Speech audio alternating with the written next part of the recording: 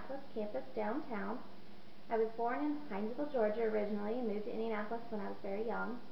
I always wanted to move to New York or Chicago or one of the bigger cities, but as it ends up, I'm still here in Indianapolis at 30, and I live about 1 mile from where I've lived almost my entire life.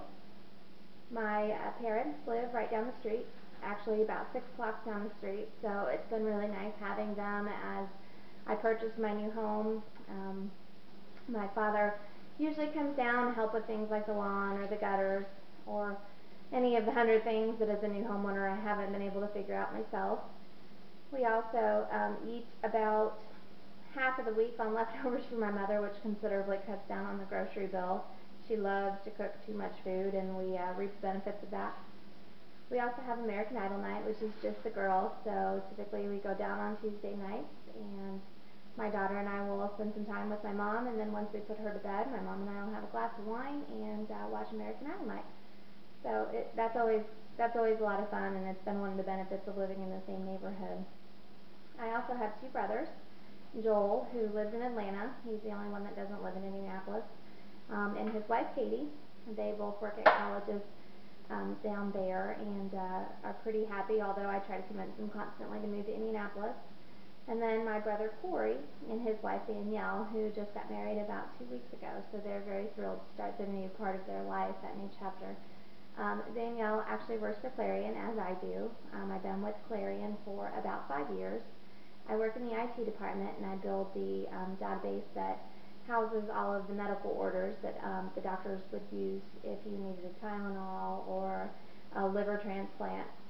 So my job basically consists of going out to the departments and finding out what they need and what would make their job easier, and then I bring that back and I try to incorporate that into our current system by making changes that will suit their needs. I actually love it, and I've worked on the nursing side for quite some time in labor and delivery and then also cardiac care. And although I liked being around patients, I kind of fell into this IT position, which kind of mingled both the office business aspect that I had learned from my mom working for her over summers, and then also the medical part of it from working out in the hospital, and it just seems to have been a really good fit for me. So I'm grateful to have found that early in my life. I also am an e-champion for Komen Indianapolis and also Click for Mammograms. I lost my grandmother a few years back from what originally was breast cancer, and then it spread to her bones.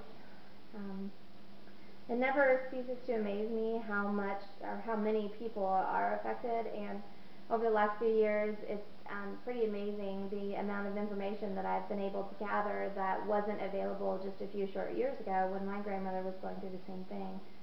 We had the benefit of a wonderful hospice team, and there were an awful lot of supportive people within the hospital, but the amount of research that's been done since then is opening new doors for people that are going through the same thing that she did. Um, Click for Mammograms is the other program that I'm involved with, and it is less about research and more about early prevention. There is a site called thebreastcancersite.com, and I encourage people to go there every single day and click a little button, which then helps sponsors to give money to underprivileged people that would not be able to afford a mammogram regularly.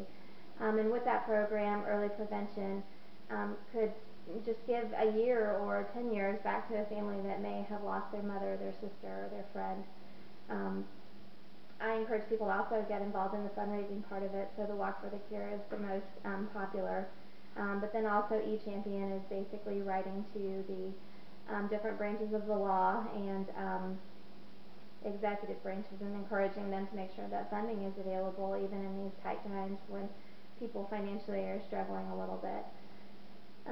In conclusion, as a person, I define myself by the company I keep. I hold my family closest to my heart, and everything that I do, from volunteering for Komen to going back to school, benefits my daughter, and it makes my family proud of me, and it's something that I would do 100 times over if I could. I would like to thank you for your time and your attention, and I hope everybody has a wonderful semester. Good luck.